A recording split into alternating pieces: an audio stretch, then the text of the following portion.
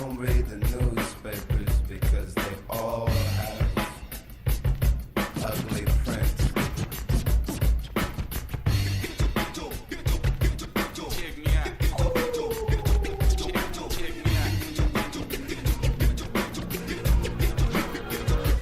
At the starting of the week, at Summit Talks, you'll hear them speak. It's only Monday.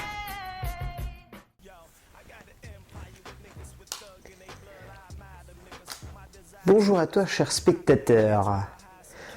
Ça fait quand même 14 ans que ça dure. 14 années qu'on vit au rythme des bagnoles de Fast and Furious. Donc forcément, autant revenir un peu dessus, vu que le 7e opus arrive, et qu'il faudrait rebondir un petit peu sur cette saga qui quand même est assez importante dans l'histoire du cinéma. Pas forcément importante pour des raisons artistiques, il faut bien l'admettre, mais tout de même, elle a son petit charme, il faut bien l'avouer. Et malgré tout ce qu'on peut dire, au fil des années, au fil des avancements, au fur et à mesure de la série, il faut bien reconnaître qu'elle a mis au goût du jour un genre qui était assez perdu, c'est-à-dire celui de la course-poursuite. Mais pas, contrairement à ce que le premier film pouvait laisser initier, c'est-à-dire la course-poursuite old school, avec des bonnes vieilles grosses courses-poursuites bien filmées en live, avec des cascades bien à l'ancienne. Et c'est peut-être ça qui fait le charme de cette série. C'est peut-être qu'au fil du temps et au fil des années, malgré des épisodes avec plus ou moins de tact, elle a réussi à reprendre le contrôle sur un cinéma artisanal, on va dire, qui avait tendance à avoir perdu largement de la vitesse avec l'arrivée du numérique, du tout numérique au début des années 2000. Le premier étant l'exemple parfait et le dernier étant l'opposé complet, le numéro 6, avant la sortie du numéro 7. Le numéro 6 jouant énormément la carte du tout en live et donc d'éviter les effets spéciaux à outrance, ce qui permettait une meilleure immersion dans l'univers et surtout un meilleur jeu avec les angles de caméra et avec la mise en scène, à proprement parler. On va surtout s'attarder là-dessus puisqu'il faut bien l'avouer, Fast and Furious n'est pas forcément une saga reconnue pour ses vertus narratives et dramatiques, qui sont de ce niveau-là à peu près là, ouais. On va dire que ça jonche pas le sol, mais on n'est pas loin, c'est pas très bon narrativement parlant. Donc pour le coup, revenons donc sur le premier, Fast and Furious, sorti en 2001, réalisé par Rob Cohen. L'histoire, c'est celle de Brian O'Connor, un jeune flic qui bosse en coopération avec la CIA pour essayer de démanteler un groupe de trafiquants qui volent des poids lourds sur les autoroutes qui sont remplis généralement de matériel, voilà, des lecteurs de DVD, des trucs comme ça. Et de plus en plus, ils n'arrêtent pas de se faire voler. Et donc Brian O'Connor va devoir s'infiltrer dans un gang mené par Dominic Toretto, on va dire un gros fou du volant en puissance. Et donc il va devoir s'infiltrer auprès de son camp pour voir si c'est lui.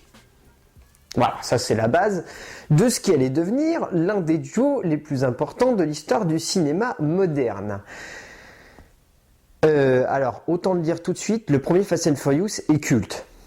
Pas forcément parce qu'il est bien, mais parce qu'il a un côté nostalgique et représente une certaine époque. C'est-à-dire, il représente bien le début des années 2000, c'est-à-dire une époque où on avait envie de faire évoluer le cinéma et en même temps de rendre hommage à des vieux longs métrages dont on s'inspirait plus ou moins librement. Là, pour le coup, il y a deux films qui viennent en référence à Fast and Furious. Le premier, c'est évidemment Point Limite Zéro, qui date de 1971 et qui, lui, pour le coup, est un classique du genre, qui racontait l'histoire d'un mec qui allait parcourir les États-Unis à toute vitesse pour échapper aux flics. Donc ça fait référence à ça. Et le deuxième, et c'est un peu ce qui a fait le gros défaut du scénario écrit par Gary Scott Thompson, Eric Bergquist et David Ayer, Point Break. Et alors là, il faut malheureusement le dire, il faut crever l'abcès tout de suite. Fast and Furious, premier du nom, est un plagiat quasi complet de Point Break. C'est navrant de dire ça, mais oui, tout est pompé au film de Catherine Bigelow. Tout est pompé quasiment du début à la fin.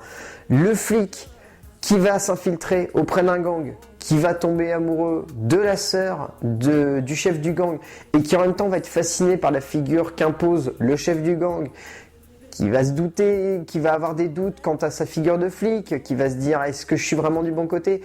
Là on est purement dedans. Même si la fin est un petit peu plus catégorique dans Fast and Furious que dans Point Break qui était plus libre de ce point de vue-là. mis à part cela, il faut bien avouer que le premier film, voilà, a une narration très simple. Le personnage principal, celui joué par Paul Walker, est vraiment cool. On n'en demande pas plus à ce genre de long métrage. Et là, pour le coup, ça fonctionne vraiment bien. Il y a vraiment un côté classique, cliché et stéréotypé qui plaît et qui rend le long métrage savoureux. Ça fait qu'on peut pas totalement débecter le premier Fast and Furious. Il est vraiment intéressant. Voilà, on se fait pas chier, on savoure bien son moment, on trouve ça divertissant, c'est fun. Enfin voilà, ça montre bien qu'à cette époque-là, on pouvait se permettre des facilités narratives et en même temps attirer un public. Ce qu'on peut plus vraiment aujourd'hui, vu que les gens aujourd'hui en demandent beaucoup parfois à des longs métrages, peut-être même un peu trop. Et là, pour le coup, à l'époque, on pouvait se permettre des facilités comme ça et ça donne un petit charme à ce long métrage-là qui est indéniable. Tout le long du film, on sent qu'il y a quelque chose d'attachant dans cette structure narrative très simpliste et ça rend le long métrage vraiment touchant. Au niveau de la mise en scène, alors là, c'est gros du gros. Il faut bien avouer que même si le film est culte, Rob Cohen n'est quand même pas un très bon metteur en scène. Pour le coup, à cette époque-là, on sentait qu'il tâtonnait encore un petit peu par-ci par-là, et donc ça fait que résultat, le long métrage est encore assez classique et en même temps expérimental. Les côtés expérimentaux sont vraiment moches. Il faut bien avouer que la première course qu'on a avec Brian O'Connor et Dominic Toretto, où ils se font l'un face à l'autre au milieu de deux autres mecs, elle est hideuse. Elle est vraiment très mal filmée, elle est pas belle, esthétiquement parlant, elle est dégueulasse, elle est crasse-pec, enfin il n'y a rien. Esthétiquement, c'est vomitif au possible. Ces effets de vitesse sur fond vert qui sont encore très très tatillons à l'époque sur les incrustations, ça rend le truc vraiment pas beau du tout, vraiment pas savoureux, souvent vomitif, c'est vraiment pas élégant dans sa manière d'être fait. On sent qu'il a eu envie d'expérimenter quelque chose, ça marche pas malheureusement. Mais donc voilà, ça donne ce que ça donne.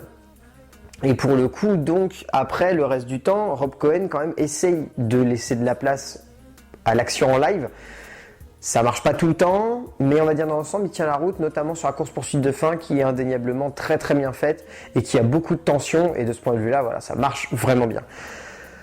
Au niveau du casting, restons concentrés sur les acteurs principaux. Paul Walker, vraiment excellent. Plutôt beau gosse le con à l'époque, hein. Il a beaucoup changé avec le temps, mais plutôt beau gosse à l'époque, avec sa petite mèche de blondinet, ça rendait plutôt bien. Mais il faut bien avouer que celui qui perce vraiment à cette époque-là, c'était Vin Diesel, qui là en impose direct dès les premières minutes. Il a un charisme fou, il dégage quelque chose de vraiment puissant. On sentait qu'il était un petit peu juste au niveau du jeu à l'époque, mais voilà, ça marche quand même bien, il faut bien avouer, et pour le coup, ouais, ça surprend vraiment, et il impose vraiment un caractère particulier. Petite mention spéciale pour Ted Levin, qui joue l'inspecteur responsable de Brian O'Connor dans le film, qui est vraiment excellent aussi, dans un petit rôle secondaire. Donc ouais, après Michelle Rodriguez, voilà, rôle secondaire, très bien, même si elle joue encore un garçon manqué, mais voilà, ça passe très bien. Donc oui, dans son ensemble, le premier film est culte.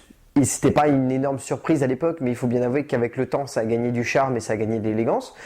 Donc voilà. Donc, forcément, ça a amené une suite. Et on pouvait se dire, qu'est-ce que pouvait amener cette suite de plus? Et là, on va constater qu'il y a eu un virement complet et que ça n'a pas forcément aidé beaucoup sur la suite de la série.